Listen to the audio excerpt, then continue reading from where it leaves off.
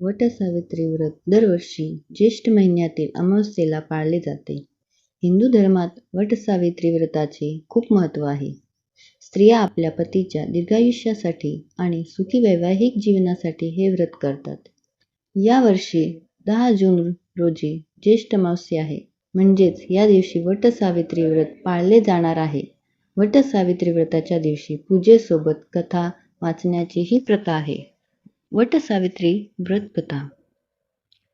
पौराणिक कथेनुसार फार पूर्वी राजर्षी अश्वपती नावाचा राजा राज्य करत होता. सावित्री देवीच्या कृपेने त्यांच्या घरी मुलगी झाली. या मुलीचे नाव होते सावित्री. सावित्रीने सत्यवानाचा पती म्हणून स्वीकार केला, पण आपला पती अल्पायुषी आहे हे नारदजींनी तिला सांगितल्यावरही सावित्रीने आपला निर्णय बदलला नाही.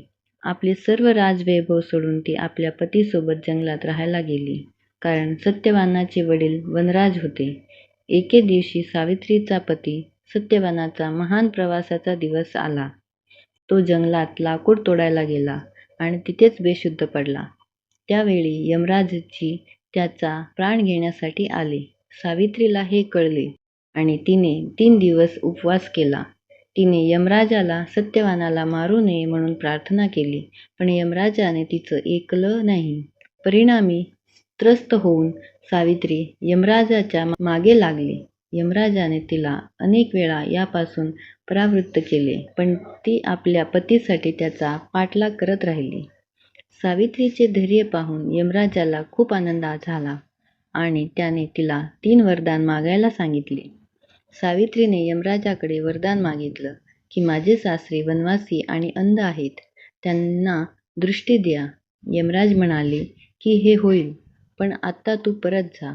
पण तरीही सावित्री यमराजाला जाऊ देत नव्हती.